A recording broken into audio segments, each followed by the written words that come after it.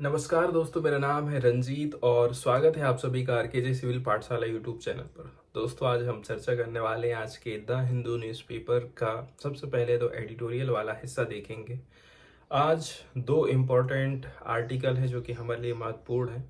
तीसरा जो आर्टिकल है वो ज़्यादातर जीडीपी के फैक्ट से रिलेटेड है, जिसको हम नहीं डिस्कस कर रहे हैं। पहले नंबर का जो आर्टिकल डिस्कस किया जाएगा ये पार्टिकुलरली भारत और श्रीलंका के रिलेशनशिप को बताता है। आप हमेशा देखते रहते हैं कि श्रीलंका की जो सेना है उसने या तो हमारे देश के मछुआरों को पकड़ लिया है, या तो फिर गोली मार दिया, या तो फिर जेल में डाल दिया है। ये आखिर कब तक चलता रहेगा? इसका कोई परमानेंट सॉल्यूशन लाने की हमें ज़रूरत है। हमारे देश के जो मछुआरे हैं, फिशरमैन है, वो ट्रॉलर्स का इस्तेमाल करते हैं। एकदम पूरा नीचे से घसीटते हुए जो भी मिलता है पूरा उसको ला लेते हैं वो लोग। इससे मछलियों का जो प्रजनन है वो प्रभावित होता है। जो चीज हम नहीं खाते हैं उसको भी आप पकड़ ले रहे हैं। कोई कोई तो जाल में फंस करके दम घुट करके उनकी डेथ हो गई। इस चीज को रोकना बहुत ज्यादा जरूरी है। ट्रॉलर्स का इस्तेमाल क्यों करना पड़ जा रहा है? इतना ज्यादा ओवर फिशिंग हो रही है कि हमारे किनारे का जो एरिया है वहां की तो सब मछली खत्म कर दी। अब श्रीलंका की तरफ आगे बढ़ रहे हैं, जबकि श्रीलंका में ट्रॉलर्स का इस्तेमाल नहीं किया जाता है, इसलिए डिस्प्यूट चलते रहता है। तो इसको कैसे करके सॉल्व किया जा सकता है, इसके ऊपर आज डिटेल में चर्चा करेंगे। सेकंड वाला जो हमारा आर्टिकल होने वाला है ये पार्टिकुलरली बात करता है ह्यूमन डेवलपमेंट इंडेक्स और प्लेनेटरी प्लेनेट प्रेशर इंडेक्स से एडजस्टेड इंडेक्स से रिलेटेड है। ह्यूमन डेवलपमेंट इंडेक्स में देखा जाए ज़्यादातर रुपए पैसे वाले कंट्रीज ही हमको ऐसा लगता है अमीर देश ही टॉप कर रहे हैं। हम लोग तो एकदम पिछड़ जाते हैं। इसमें जो जो चीज़ें शामिल करी जाती हैं उनके मानदंड की यदि हम चर्चा करें तो इसमें आप पर्यावरण को ध्यान ही नहीं दे रहे हैं। जैसे अभी कैलिफोर्निया में आग लगी है और अमेरिका जैसी कंट्रीज यदि टॉप कर रही हैं, ठीक है, आग लगी है, पर्यावरण को नुकसान हो रहा है, इसके बावजूद भी आप ह्यूमन डेवलपमेंट इंडेक्स में टॉप कर रहे हैं, तो ये बात गलत हो जाती है। ह्यूमन डेवलपमेंट इंडेक्स में ध्यान रखना चाहिए कि कैसे करके लोग कम संसाधन का इस्तेमाल करके अपना लाइफ बेटर तरीके से जी सकते हैं। सस्टेनेबल डेवलपमेंट होना चाहिए। संसाधनों का इस्तेमाल ऐसे नहीं करना है कि भाई और 2 3 4 पृथ्वी की हमें ज़रूरत पड़ जाए। संसाधन में कोई भी प्राकृतिक चीज हो सकती है, चाहे वो पानी हो, चाहे वो लैंड हो, चाहे वो फॉरेस्ट हो, ठीक है, वो सारी चीजें चाहे वो नेचुरल रिसोर्सेस हो संसाधन के अंतर्गत आ जाती हैं। कोस्टा रिका और श्रीलंका से हम क्या सीख ले सकते हैं? ये लोग जो है ना ज़्यादा रिसोर्सेस का इस्तेमाल नहीं कर रहे हैं, ना ही इनका पर कैपिटा के हिसाब से कार्बन एमिशन ज़्यादा है। इसके बावजूद भी लोग बेटर काम करे हैं। तो भारत इनके विकास मॉडल को अपना सकता है। बहुत अमीर लोगों का विकास मॉडल हमारे लिए बिल्कुल भी सही नहीं होगा, क्योंकि इससे हमारी पृथ्वी नष्ट हो जाएगी। तो शुरुआत करते हैं दोस्तों इस पहले आर्टिकल की, जो कि चर्चा करता है कैलिफोर्निया में जंगल में जो आग लगी है उसके बारे में। जब यहाँ के देश पर्यावरण को बचाने में असफल रहे हैं, इसके बावजूद भी इन देशों को ह्यूमन डेवलपमेंट इंडेक्स में ऊपर रखा जाता है। आखिर ऐसा क्यों है? ये भेदभाव क्यों होता है? इसके ऊपर यहाँ पर क्वेश्चन उठाया जा रहा है। हाल ही में कैलिफोर्निया में एक बार फिर से भयंकर जंगल की आग लगी है। कुछ अनुमानों के हिसाब से यदि देखा जाए इससे कितना नुकसान हुआ है, लगभग 250 बिलियन डॉलर का नुकसान हुआ है। मतलब 2023 में ग्रीस के जीडीपी के बराबर ये लॉस हुआ है। कैलिफोर्निया की इस आग ने ये क्लियर कर दिया है कि दुनिया के सबसे अमीर देशों द्वारा अपनाए गए विकास मॉडल की वास्तविक लागत आखिर क्या है। यदि हर देश संयुक्त राज्य अमेरिका या फिर यूरोपीय यूनियन की तरह संसाधनों का यूज करने लग जाएगा तो हमें अपनी लाइफ को बनाए रखने के लिए बहुत सारी पृथ्वी की जरूरत पड़ेगी, क्योंकि इतना ज़्यादा हम संसाधनों का यूज़ कर रहे हैं, इस हिसाब से देखा जाए तो बहुत सारी पृथ्वी की ज़रूरत हमको पड़ जाएगी, बहुत सारे संसाधन को हम बहुत जल्दी ख़त्म कर देंगे। इसके बावजूद भी संयुक्त राष्ट्र मतलब यूनाइटेड नेशंस की तरफ से जो HDI प्रस्तुत किया जाता है, ह्यूमन डेवलपमेंट इंडेक्स, मानव विकास सूचकांक जैसे जो वर्ल्ड लेवल के स्टैंडर्ड हैं, इन देशों को डेवलपमेंट की आदर्श मॉडल के रूप में प्रस्तुत करते हैं, इनको एक प्रकार से आदर्श मान लेते हैं। लेकिन ये तो एक प्रकार से विरोधाभास वाली बात हो गई है। न केवल ये विरोधाभास है बल्कि इसमें गलतियां भी हैं, और बल्कि ये बहुत खतरनाक भी है। प्रगति हो रही है लेकिन ये जो डेवलपमेंट हो रहा है ये एकदम भटकाव वाला प्रगति हमको देखने को मिला है।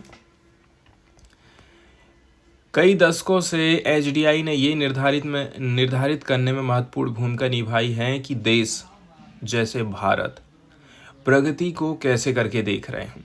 मतलब हम कहते हैं ना कि भारत प्रगति कर रहा है, भारत का डेवलपमेंट हो रहा है। डेवलपमेंट का मतलब आखिर है क्या? HDI 3 चीज़ों के बारे में बताता है। लाइफ एक्सपेक्टेंसी कैसी है, एजुकेशन का लेवल कैसा है, और लोगों की इनकम कैसी है। इन 3 चीज़ों पर ज़्यादा फोकस करता है। लेकिन एक महत्वपूर्ण चौथा जो पहलू है, इन्वायरमेंटल प्रेशर, इसको पूरी तरह से नज़रअंदाज कर देता है, जो कि हाई HDI स्कोर के साथ एकदम क्लियर तौर से जुड़ा हुआ है। अब यहाँ पर इतना बड़ा नुकसान हुआ है पर्यावरण को, तो आप कैसे करके कैलिफोर्निया को अच्छा खासा स्कोर दे रहे हैं, यहाँ पर ये क्वेश्चन खड़ा होता है। आयरलैंड, नॉर्वे, स्विट्जरलैंड जैसे देश जो कि HDI रैंकिंग में टॉप पर हैं, दुनिया के सबसे ज़्यादा रिसोर्सेस, नेचुरल रिसोर्सेस के उपभोक्ता हैं। प्रति व्यक्ति इन पर पर्सन इनका जो कार्बन एमिशन है ये भी हाई है इन देशों का।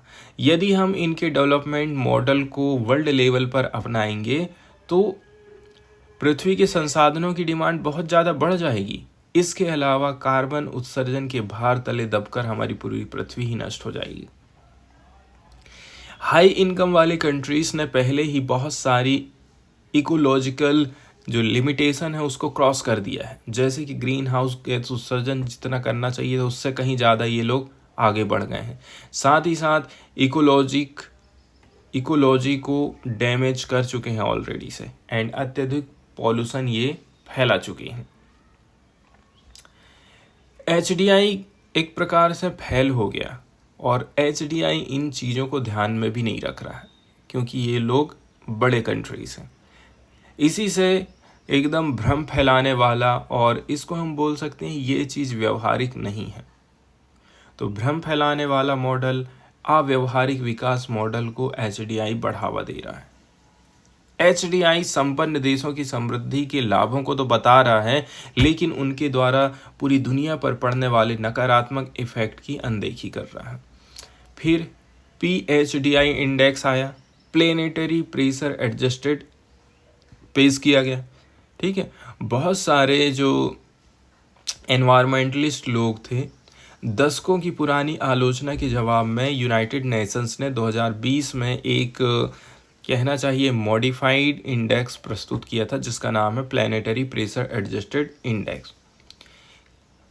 अब उच्च पर्यावरणीय प्रभाव वाले देशों के HDI स्कोर को ये घटा देता है।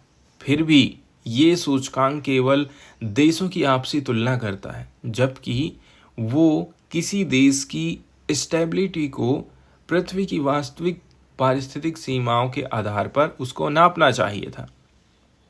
जैसे कि नॉर्डिक देशों की हम चर्चा करें, स्वीडन, डेनमार्क, नॉर्वे, प्रति व्यक्ति संसाधनों के उपभोग के मामले में 5 पृथ्वी जितने संसाधनों का यूज़ कर रहे हैं।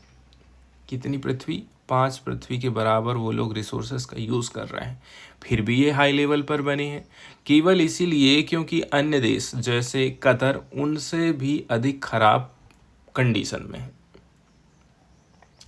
लेकिन ये जो तुलना करी गई है इससे एक जो बेसिक सच्चाई है वो छिप जाती है। पूरी दुनिया की हम बात करें, उच्च आय वाले देशों की लाइफ स्टाइल को नहीं अपना सकती है, क्योंकि इससे पृथ्वी की सीमाएं बहुत तेज़ी से पार हो जाएंगी। इसका परिणाम ये है कि PHDI एक प्रकृति का भ्रम पैदा कर दे रहा है, जबकि वास्तव में ये केवल वर्तमान स्थिति को बनाए रखने का एक तरीका मात्र है। वहीं यदि हम बात कर लें मध्यम आय वाले देशों से हमें क्या सीखने की ज़रूरत है, हमारे शोध से एक अलग दृष्टिकोण सामने आया है। हम ये पूछते हैं कि किन देशों ने ऐसे लाइफस्टाइल प्राप्त कर लिए हैं जो वर्ल्ड लेवल पर अपनाए जा सकते हैं। इससे ना कोई जलवायु परिवर्तन होगा और ना ही इससे हमारा पर्यावरण को नुकसान पहुंचेगा, मतलब पारिस्थितिकी संकट हमारा बढ़ेगा नहीं। इस मामले में कोस्टा रिका और श्रीलंका जैसे मध्यम आय वाले देश एग्जाम्पल के तौर पर बहुत बेटर काम कर रहे हैं। जैसे कोस्टा रिका की बात करें तो यहाँ पर लाइफ एक्सपेक्टेंसी, इसके अलावा यूनिवर्सल हेल्थ केयर सिस्टम और लगभग यूनिवर्सल एजुकेशन के मामले में बहुत ही बेटर परिणाम प्राप्त किए हैं, जबकि इनका संसाधन उपभोग धनी देशों की तुलना में बहुत कम है। ये रिसोर्सेज का बहुत कम इस्तेमाल कर रहे हैं। वहीं यदि हम बात करें रिन्यूएबल एनर्जी के मामले में, फॉरेस्ट कंजर्वेशन के मामले में, ठीक है, इन्होंने बहुत लंबे समय तक इन्वेस्टमेंट किया है, जिसके चलते चलते मानव का विकास भी अच्छा हुआ है और ये लोग एनवायरनमेंट को भी सेव करके चले हैं। श्रीलंका की बात कर लें तो श्रीलंका की जो कंडीशन रही है वो एक सी नहीं बोल सकते हैं, ये मिक्स्ड टाइप में रही है। इसका HDI कितना है, ह्यूमन डेवलपमेंट इंडेक्स है इसका 0.78, जो इसे दक्षिण एशिया के अन्य देशों की तुलना में बेटर स्थिति में रख देता है। प्राइमरी लेवल पर देखा जाए तो यूनिवर्सल हेल्थ केयर, इसके अलावा एजुकेशन में अच्छा खासा इन्वेस्टमेंट किया गया है। इससे लाइफ एक्सपेक्टेंसी और साक्षरता दर के मामले में धनी देशों के समकक्ष ये कंट्री बन गया है। हालांकि 2022 का आर्थिक संकट, यदि हम इकोनॉमिक क्राइसिस की बात करें जिसमें बहुत ज़्यादा महंगाई बढ़ गई, बड़े पैमाने पर विरोध प्रदर्शन हुए, पॉलिटिकल इनस्टेबिलिटी हमको देखने को मिली, इससे बहुत सारी कमजोरियों का हमें पता चला था। इसके अलावा यहाँ की जो नीति रही थी, जाति तनाव हुआ, समय समय पर यहाँ की जो माइनॉरिटीज़ हैं इनके खिलाफ में हिंसा की घटनाएं हुई हैं, इससे श्रीलंका की प्रगति में बाधा पहुंचा है। श्रीलंका से ये सबक मिलता है कि स्थिरता प्राप्त करने के लिए पर्यावरण और समाज की प्रगति दोनों के बीच में हमें बैलेंस बनाने की ज़रूरत है। इसके अलावा न्याय और समता को भी हमें ध्यान रखना चाहिए। अब बात आ जाती है कि भारत किस प्रकार का मॉडल अपनाएगा। ये चीज़ क्लियर हो गई है कि नॉर्डिक मॉडल की चमकदार छवि वर्ल्ड लेवल पर अपनाने योग्य नहीं है। भारत, जिनकी संख्या है 1.4 बिलियन, संपन्न देशों की उपभोग शैली को अपनाने का जोखिम नहीं उठाएगा। इसकी बजाय हमें कुछ नए विकल्प तलाशने होंगे। हालांकि कोस्टा रिका और श्रीलंका पूरी तरह से एकदम मॉडल के तौर पर नहीं है, फिर भी हमारे लिए एक प्रकार से विकल्प बनते हैं डेवलपमेंट के रास्ते के लिए। कुल मिलाकर के डेवलपमेंट की जब हम बात करते हैं तो इसकी पुनर्परिभाषा करने की ज़रूरत है। मतलब हमें प्रगति और विकास की परिभाषा को 21वीं सदी की पारिस्थितिक वास्तविकताओं के हिसाब से निर्धारित करने की ज़रूरत है। HDI और PHDI जैसे जो इंडेक्स बनाए गए हैं, ये किसी भी देश की GDP को, ठीक है, GDP की जो ग्रोथ है इसको अनियंत्रित रूप से अच्छा मान रहे हैं, लेकिन वे इस बात की अनदेखी कर रहे हैं कि हम सीमित संसाधन वाली पृथ्वी पर जी रहे हैं।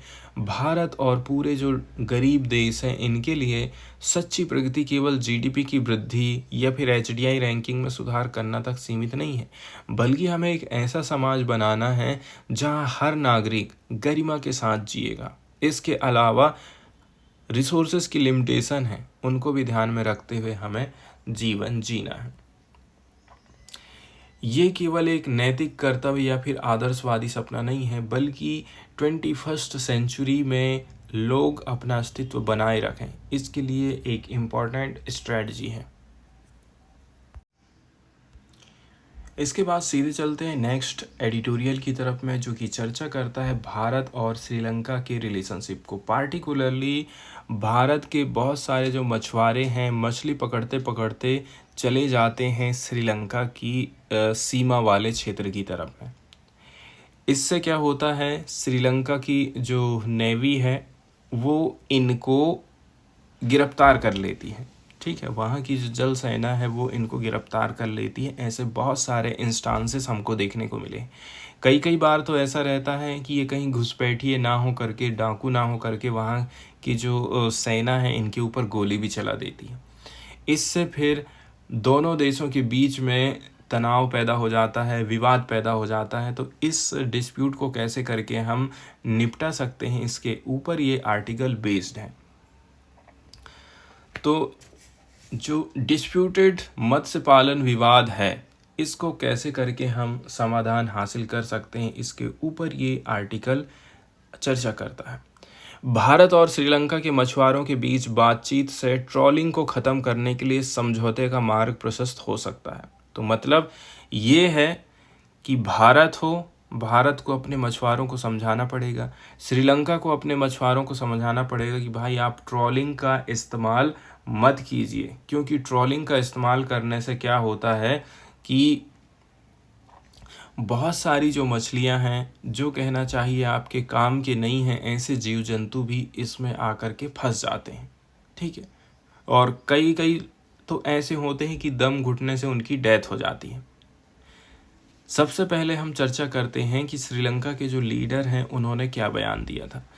पिछले वीक में श्रीलंका की जो पार्लियामेंट है यहाँ पर सदन के नेता बिमल रत्नायके ने भारत सरकार से और तमिलनाडु की गवर्नमेंट से बोला कि श्रीलंका के एरिया में अवैध रूप से जो मछली पकड़ने वाले व्यक्ति हैं उनके खिलाफ में आप ठोस कार्यवाही करिए।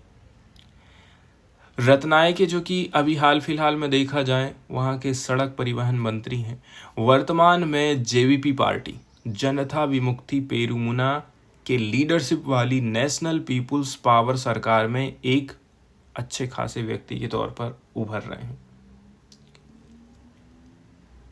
उन्होंने ये चीज़ एक्सेप्ट कर लिया है कि भारत और तमिलनाडु दोनों ने श्रीलंका की काफ़ी मदद करी है। जब हमारे यहाँ पर क्या चल रहा था, गृह युद्ध चल रहा था, श्रीलंका में इकोनॉमिक क्राइसिस आया था, बाढ़ आया था, आप लोगों ने अच्छा खासा रुपए पैसे से मदद दिया है, लेकिन वास्तविक सहायता तमिल भाषी मछुआरों की आजीविका की रक्षा करनी होगी। आपने हमारी मदद बहुत करे हैं, लेकिन अब आपको ये सोचना है कि कैसे करके जो मछुआरे हैं उनकी रोजी रोटी बनी रहे, जो कि अवैध मछली पकड़ने के शिकार हुए हैं, उन लोगों को कैसे करके आप बचाओगे। क्वेश्चन ये यहाँ पर खड़ा होता है। वहीं यदि हम बात कर लें पाक बे की बात करें, ठीक है, मैप के माध्यम से यहाँ पर आप देख सकते हैं, ये है पाक स्ट्रेट, एकदम ऊपर में है। तो पाक स्ट्रेट की, पाक खाड़ी की बात करें तो देखिए ये पहली बार ऐसा हुआ है कि श्रीलंका के इतने बड़े नेता ने पाक खाड़ी के जो मछली का विवाद चल रहा है उसने इतनी ज़्यादा तीखी प्रतिक्रिया दी है। ये चीज़ तो बहुत पहले ही सॉल्व हो जाना चाहिए था। मार्च 2015 में तत्कालीन जो श्रीलंका के प्रधानमंत्री थे रानिल विक्रमसिंघे ने भारतीय मछुआरों के प्रति श्रीलंका की नौसेना की प्रतिक्रिया का बचाव किया था। उसने क्या बोला था कि श्रीलंका के जल क्षेत्र में जो मछुआरे प्रवेश कर रहे हैं उनको यदि गोली मार दी जाती है तो वो ठीक है, वैध है, ऐसा बोला था। अब हम बात कर लेते हैं हानिकारक ट्रॉलिंग टेक्निक, मतलब बॉटम ट्रॉलिंग की हम यहाँ चर्चा करने वाले हैं। अब तक देखा जाए हमारी जो फॉरेन मिनिस्ट्री है या फिर तमिलनाडु की गवर्नमेंट है, नेता के इस स्टेटमेंट के ऊपर अपना कोई भी बयान जारी नहीं किया है, जो इसको आप अनप्रेसिडेंट नहीं बोल सकते। ये एकदम ओपन बात है। तमिलनाडु के रामनाथपुरम, पुडुकोट्टई, तंजावुर और नागपट्टिनम जिलों के मछुआरे साथ ही साथ पुडुचेरी के कराईकल जिले के मछुआरे जीवन यापन करने के लिए जो IMBL है, अंतर्राष्ट्रीय समुद्री रेखा है, इसको भी क्रॉस कर जाते हैं और श्रीलंका वाले क्षेत्र में पहुंच जाते हैं। दिक्कत यहाँ पर ये हो जाती है। तो इस चीज़ को कैसे करके रोका जा सकता है, ये यहाँ पर क्वेश्चन खड़ा होता है। ठीक है, तो इसके लिए सरकार का कहना है कि हम अभी उन लोगों को बताएंगे, ठीक है, उनसे चर्चा करेंगे। वहीं यदि हम बात कर लें इंटरनेशनल मैरीटाइम बाउंड्री लाइन की, तो अंतर्राष्ट्रीय समुद्री रेखा जो दो देशों के समुद्री क्षेत्र को अलग कर रही है, ये समुद्री सीमाओं को निर्धारित करने और टेरिटोरियल वाटर्स को कंट्रोल करने के लिए स्थापित करी जाती है। वहीं यदि हम बात कर लें भारत और श्रीलंका के संदर्भ में, पाक स्ट्रेट और गल्फ ऑफ मन्नार, ऊपर तरफ आप देख रहे हैं पाक स्ट्रेट है, नीचे तरफ गल्फ ऑफ मन्नार है। तो यहाँ पर IMBL एक महत्वपूर्ण मुद्दा हो जाता है। ये सीमा दोनों देशों के मछुआरों के लिए विवाद का कारण हो सकती है, क्योंकि तमिलनाडु और पुदुचेरी के कई मछुआरे इसको पार करके श्रीलंका के एरिया में चले जाते हैं।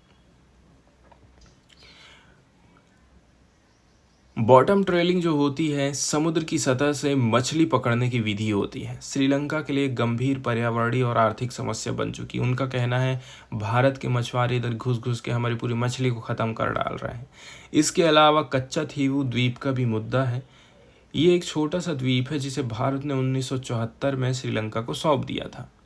ये क्षेत्र तमिलनाडु के मछुआरों के लिए परंपरागत रूप से मछली पकड़ने का स्थान रहा है। अब इस पर अधिकार को लेकर के भारत में कई बार बहस होते रही है और इसे फिर से भारत में शामिल करने की मांग उठी है। IMBL को लेकर के बहुत सारे समझौते भी हुए हैं, जैसे कि 1974 और 76। इसके बावजूद भी मछली पकड़ने को लेकर के विवाद बना रहता है। अब फिर से हम चलते हैं एडिटोरियल की तरफ और देख लेते हैं फिर से आगे की तरफ।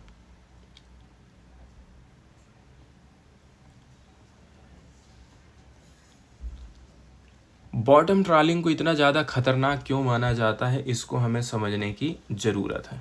ठीक है, ये जो बॉटम ट्रॉलिंग टेक्निक होती है, ये अत्यधिक हानिकारक रहती है, जिसमें भारी भारी भारी जाल समुद्र के तल तक घसीटा जाता है, जिससे समुद्री जो इकोलॉजी है वो पूरी ख़त्म हो जाती है। वर्ल्ड लेवल पर 50% समुद्री जीव जो पकड़े जा रहे हैं बर्बाद हो जाते हैं, कोई काम के नहीं रह जाते। इससे मछलियों का जो ब्रीडिंग साइकिल है वो भी प्रभावित होता है। आर्थिक असमानता और संघर्ष की यदि हम बात करें तो तमिलनाडु के मछुआरे अच्छे खासे कहना चाहिए समृद्ध हैं, जबकि उत्तर श्रीलंका के मछुआरे गृह युद्ध के प्रभावों से अभी भी उबर नहीं रह पाए हैं। श्रीलंकाई मछुआरे पारंपरिक तरीकों से मछली पकड़ते हैं और समुद्र के अतिशोषण से बचाव के लिए एक परमानेंट सॉल्यूशन चाहते हैं। अब भारतीय मछुआरों की समस्या क्या है? देखिए, भारत के सी सेक्टर में मछली पकड़ने के लिए एकदम लिमिटेड एरिया है। इसमें भी कोरल रीफ आ जाती है। Tamil Nadu marine fishing regulation act 1983 आया है। ये मछुआरों के कुछ कुछ कामकाज को कंट्रोल करने की कोशिश करता है। डीप सी फिशिंग में खर्चा ज़्यादा लगता है, इसमें 3 सप्ताह तक का टाइम पीरियड लग जाएगा। गहरे समुद्र में मत्स्य पालन के लिए केंद्र और राज्य सरकारों द्वारा जुलाई 2017 से चलाई जा रही जो योजना है वो फेल हो चुकी है। संभावित समाधान की यदि हम बात करें तो बॉटम ट्रॉलिंग सबसे पहले ख़त्म करना पड़ेगा। यदि इसको आप ख़त्म कर रहे हैं तो दूसरी चीज़ अवेलेबल कराना पड़ेगा। इसके लिए आप बोल सकते हैं सीवीड की खेती करिए, मतलब समुद्री शैवाल की खेती करिए, ओपन सी केज कल्टीवेशन करिए, समुद्र और महासागर में मत्स्य संवर्धन, सी एंड ओशियन रैंचिंग जिसको बोला जाता है। इसके अलावा केंद्र सरकार को 1600 करोड़ की पाक खाड़ी डीप सी फिशिंग स्कीम को 20,000 करोड़ के प्रधानमंत्री मत्स्य संपदा योजना के साथ में कंबाइन करना चाहिए। इससे डीप फिशिंग के लिए मछुआरों को काफ़ी हेल्प मिल जाएगी। एक बात और है कि बातचीत भी करना ज़रूरी है। रत्नायकों को ये समझना होगा कि इस जटिल समस्या का समाधान इतनी जल्दी और आसानी से तो नहीं होगा। ठीक है, उन्होंने ये भी क्लियर नहीं किया है कि श्रीलंका की गवर्नमेंट, ठीक है, भारत और श्रीलंका के मछुआरों के बीच बातचीत को आगे बढ़ाने के लिए क्या काम कर रही है। तो सबसे पहले भारत और तमिलनाडु क्या करेंगे, मछुआरों को बुलाएंगे, उनसे बातचीत करेंगे। ये चीज़ नवंबर 2016 में हुई थी, फिर उसके बाद से किसी ने इस मुद्दे पर चर्चा ही नहीं करी है। अक्टूबर 2023 में कोलंबो में जॉइंट वर्किंग ग्रुप की मीटिंग आयोजित करी गई थी। भारतीय पक्ष ने बातचीत करने की डिमांड उठाई थी। हाल ही में नॉर्थ श्रीलंका के जो मछुआरे हैं, फिशरमैन हैं, इन्होंने श्रीलंका के मछुआरों ने भारतीय वाणिज्य दूतावास के अधिकारियों से भी इस मुद्दे पर चर्चा करी थी। उनने बोला था कि बातचीत फिर से होनी चाहिए, लेकिन एनपीपी सरकार चुप्पी रही है इसमें। अभी सरकार को बने 6 महीने भी पूरे नहीं हुए हैं, इसलिए हम उम्मीद कर सकते हैं कि नई नई सरकार आई है तो काम करेगी। वे फॉरवर्ड में हम बोल सकते हैं कि भाई अगले कुछ महीनों में बातचीत के लिए सही टाइम पीरियड होगा, क्योंकि भारत के पूर्वी तट पर अप्रैल के मध्य से 2 महीने का वार्षिक मत्स्य पालन प्रतिबंध लागू हो जाता है। ब्रीडिंग का ये टाइम रहता है, तो मछुआरों को बोलते हैं कि आप मछली पालन मत करिए।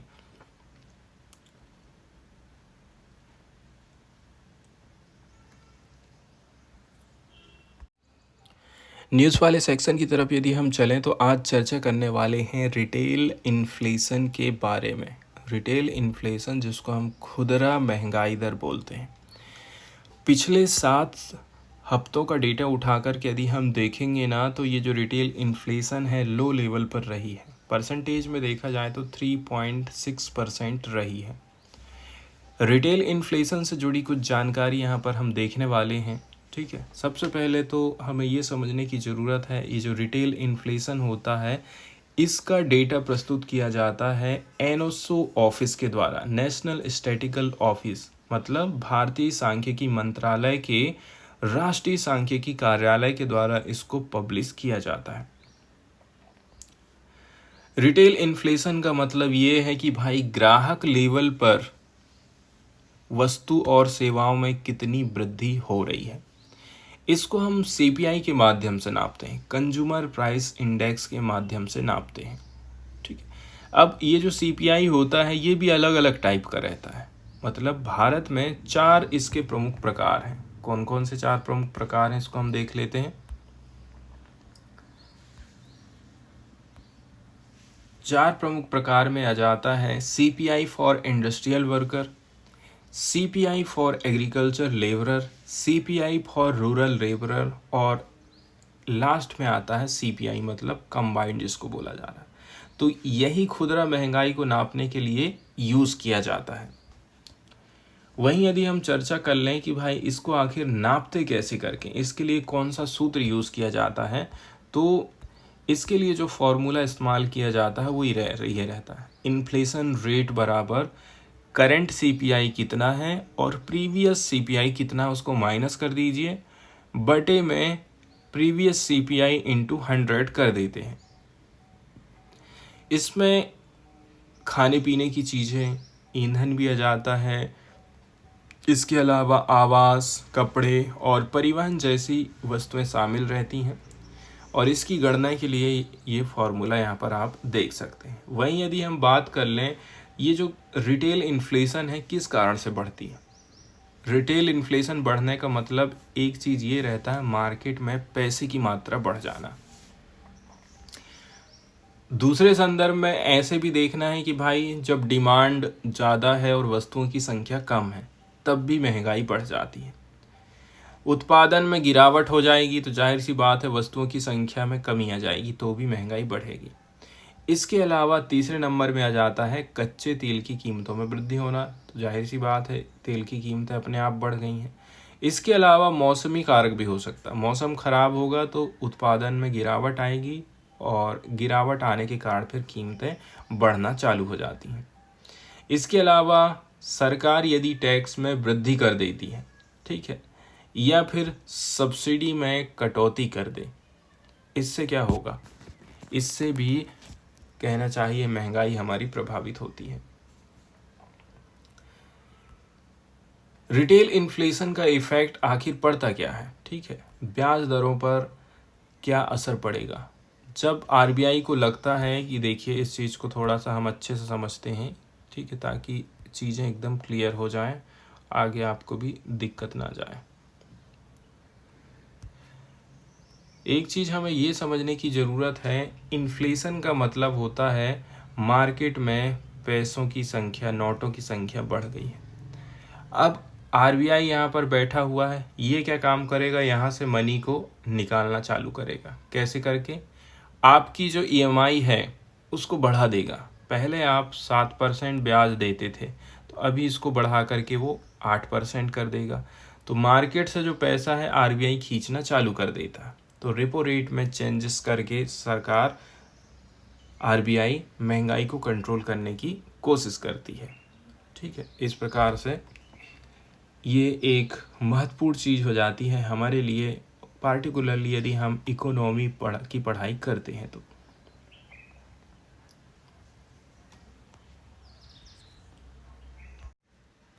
अगली जो चर्चा हम करने वाले हैं दोस्तों यहाँ पर, वो है प्रधानमंत्री नरेंद्र मोदी की मॉरिशस विजिट से लेकर के है। हाल फिलहाल में कल क्या क्या चीज़ के ऊपर बातचीत हुई है, इसके बारे में आज डिटेल से हमको न्यूज़ देखने को मिली है। आज इसी को हम कवर करने वाले हैं। मॉरिशस में प्रधानमंत्री नरेंद्र मोदी ने कहा है कि इंडियन ओशियन हमारा कैसा होना चाहिए, फ्री, ओपन एंड सिक्योर होना चाहिए। एक चीज़ और है, चागोस आर्किपियोलॉजी, ठीक है। चागोस आर्किपियोलॉजी के अंतर्गत बहुत सारे द्वीप समूह आ जाते हैं जो कि पहले मॉरिशस का हिस्सा हुआ करते थे। उस समय में किसी और की ये कॉलोनी हुआ करता था मॉरिशस, ठीक है। उस कंट्री ने अब इन चीज़ों को सौंप दिया किसको, यूके को। अब अभी भी यूके यहाँ पर कब्जा जमाए बैठा है। उसने यूके ने यूएस को बोला है कि आप यहाँ पर अपना मिलिट्री कैंप बना सकते हैं, आप स्थापित कर लीजिए ताकि आप पूरे एशिया को कंट्रोल कर सकें। ये वाला जो डिस्प्यूट है इंटरनेशनल लेवल तक गया भी था और बोला ये गया है यूनाइटेड नेशंस की तरफ से कि आप ये जो चागोस आर्किपियोलॉजी है इसको आप मॉरिशस को वापस दे दीजिए। लेकिन दिक्कत ये हो गई है, 99 साल के लिए यहाँ का जो कहना चाहिए सैन्य हवाई अड्डा है, 99 साल तक चलाने की उसने अनुमति दे दिया। दिक्कत ये हो जाती है। प्रधानमंत्री नरेंद्र मोदी ने कहा है कि इंडियन ओशियन हमारा फ्री, ओपन एंड सिक्योर होना चाहिए। भारत और मॉरिशस के बीच में समुद्री सुरक्षा और सिक्योरिटी को बढ़ाने के ऊपर भी सहमति बनी है। इसके अलावा national maritime information sharing centre की भी स्थापना करी जाएगी। शॉर्टकट में इसको NMISC बोला जाता है। भारत मॉरिशस में इस सेंटर की स्थापना करेगा और इसमें सहायता कर रहा है, जिसका उद्देश्य है हिंद महासागर क्षेत्र में समुद्री डकैती, अवैध मछली पकड़ने, ह्यूमन ट्रैफिकिंग और अन्य जो सी क्राइम हो रहे हैं उनको रोका जा सके। ये जो सेंटर है EEG, विशेष आर्थिक क्षेत्र, ठीक है, की रक्षा करेगा। रियल टाइम डेटा शेयरिंग किया जाएगा। इसके अलावा समुद्री अपराधों में रोकथाम करी जाएगी, जैसे कि अवैध शिकार, तस्करी है, समुद्री आतंकवाद और चोरी है। रक्षा सहयोग को बढ़ाना, इसके लिए दोनों देशों की जो आर्मी है ट्रेनिंग करेगी या फिर हथियारों की खरीद और बिक्री होगी।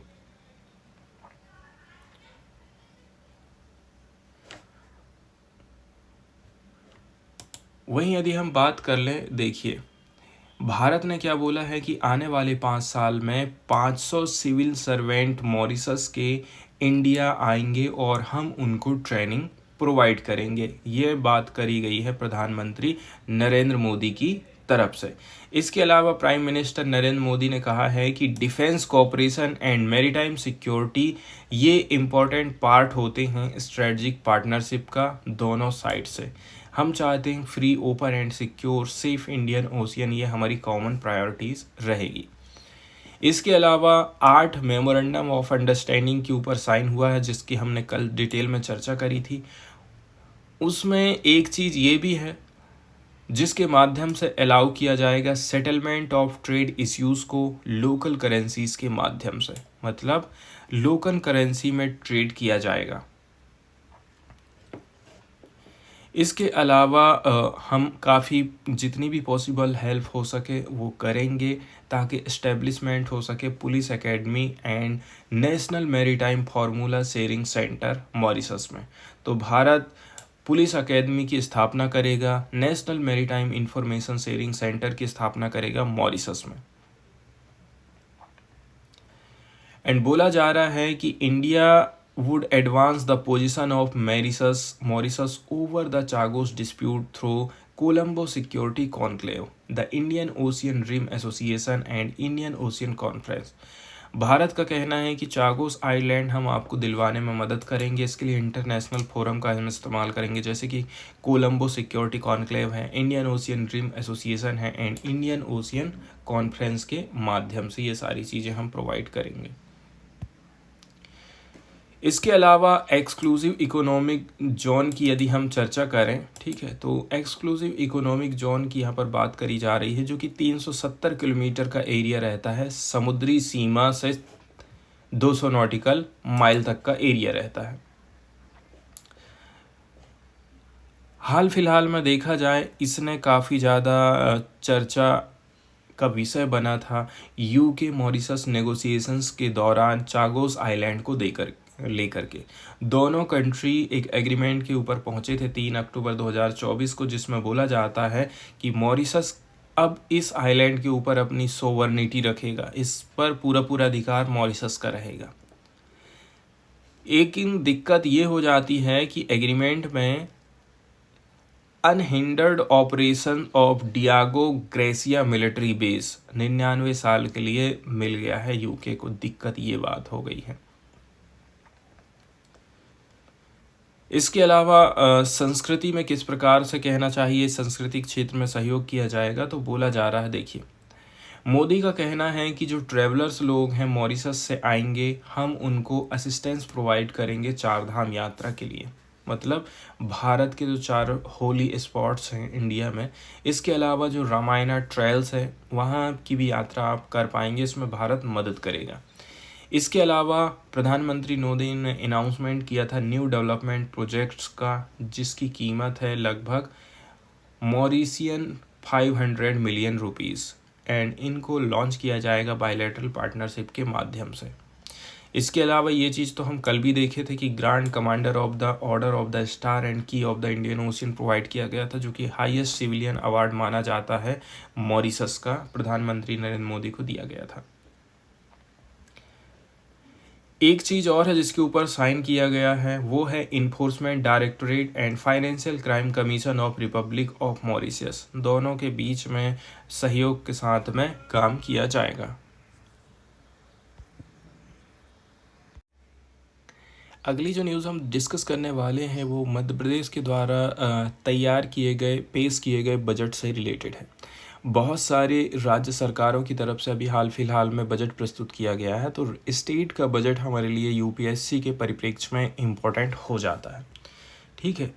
तो राज्य का जो बजट होता है ये पूरे साल भर का लेन देन का विवरण होता है, मतलब सरकार को पैसा कहाँ से आ रहा है, सरकार इसको कहाँ कहाँ खर्चा करेगी। इसमें स्टेट गवर्नमेंट की रेवेन्यू और एक्सपेंडिचर का विवरण दिया जाता है। भारतीय संविधान में इसका उल्लेख किया गया है आर्टिकल 202 से लेकर के 207 तक, मतलब अनुच्छेद 202 से 207 तक इसका उल्लेख किया जाता है। राज्य सरकार जो बजट प्रस्तुत करती है इसमें 1 अप्रैल से 31 मार्च तक का डेटा तैयार किया जाता है। इसमें कहाँ से राजस्व आएगा और कहाँ पर खर्चा किया जाएगा इसका अनुमानित खाका होता है, ठीक है।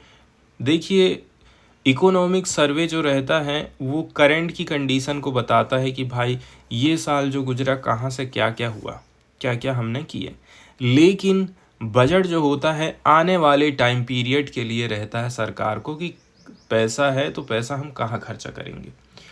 इसके प्रमुख घटक कौन कौन से होते हैं, एक होता है रेवेन्यू रिसिप्ट, जैसे कि नाम से ही क्लियर हो गया, रेवेन्यू रिसीप्ट, राजस्व प्राप्ति कहाँ कहाँ से कमाई हो सकती है, जैसे कि टैक्स लगा करके, नॉन टैक्स वाला एरिया भी हो सकता है जैसे कि फीस, जुर्माना, लाभांश, संपत्ति से आय और केंद्र सरकार से कुछ रुपए पैसे मिल जाना। टैक्स के अंतर्गत जीएसटी, स्टाम्प ड्यूटी, आबकारी शुल्क और वाहन के ऊपर जो टैक्स लगता है वो आ जाता है। दूसरा होता है रेवेन्यू एक्सपेंडिचर, कमाई को आप कहाँ खर्चा कर रहे हैं, जैसे कि लोगों को सैलरी दे रहे हैं, पेंशन दे रहे हैं, सब्सिडी दे रहे हैं, ब्याज का भुगतान कर रहे हैं। एक होता है कैपिटल रिसिप्ट। कैपिटल रिसिप्ट मतलब आपको पूंजी कहाँ से आई, जैसे आपने कोई सरकारी संपत्ति बेच दी है, ठीक है, कोई कंपनी को बेच दिया है या फिर आपने लोन ले लिया है, तब आपको कैपिटल रिसिप्ट प्राप्त होगी। एक होता है कैपिटल एक्सपेंडिचर, मैं ऐसी जगह खर्चा करूंगा कि मुझे वहां से कमाई होगी, तो उसको मैं बोलता हूं कैपिटल एक्सपेंडिचर। जैसे कि सड़क बना देते हैं तो सड़क के ऊपर चलने वाले वाहनों से कमाई होती है, सिंचाई की व्यवस्था कर देना, अस्पताल बना देना, स्कूल जैसे बेसिक इंफ्रास्ट्रक्चर परियोजनाएं तैयार करना। तो कुल मिलाकर के आने वाले फ्यूचर में कमाई का सरकार के पास कहना चाहिए जरिया रहता है। संविधान में जो प्रावधान किए गए हैं आर्टिकल 202, जिसमें बोला जा रहा है राज्य के गवर्नर वित्त मंत्री द्वारा प्रस्तुत बजट को विधानसभा में पेश करते हैं। 203 में क्या बोला जाता है, राज्य विधानसभा में बजट के ऊपर चर्चा और मतदान होता है। आर्टिकल 204 कहता है सरकार को खर्चा करने के लिए विधानसभा की अनुमति जरूरी है। 205 क्या बोलता है, बजट संशोधन के लिए अतिरिक्त ग्रांट्स की डिमांड की जा सकती है। बजट आखिर पारित कैसे करके होता है, तो राज्य का वित्त मंत्री विधानसभा में बजट प्रस्तुत करता है। सप्लीमेंट्री बजट यदि जरूरत हो तो पेश किया जा सकता है। इसके अलावा विवरण पर चर्चा और मांगों पर वोटिंग करी जाती है। And appropriation and finance bill का पारित होना जरूरी हो जाता है। विधेयक पारित होना जरूरी है। राज्यपाल की मंजूरी के बाद बजट लागू हो जाता है। केंद्र सरकार और राज्य सरकार के बजट में अंतर क्या रहता है, जैसे कि केंद्र सरकार पर केंद्रीय वित्त मंत्री इसको प्रस्तुत करता है, स्टेट गवर्नमेंट में स्टेट का फाइनेंस मिनिस्टर ये काम करता है। केंद्र सरकार के लिए जो आर्टिकल है वो 112 से 117 तक है, लेकिन स्टेट गवर्नमेंट के लिए 202 से 207 तक है, ठीक है। वहीं यदि हम बात करें ये कहाँ कहाँ जाएगा, ये लोकसभा और राज्यसभा में जाएगा, जबकि राज्य वाला राज्य विधानसभा में ही पारित हो जाता है। टैक्सेशन के लिए इनकम टैक्स, कारपोरेट टैक्स और सीमा शुल्क से कमाई होती है केंद्र सरकार की, जबकि राज्य सरकार की लैंड के ऊपर टैक्स लगाना, स्टाम्प ड्यूटी और वाहनों के ऊपर टैक्स लगाना, यहाँ से उनकी कमाई होती है।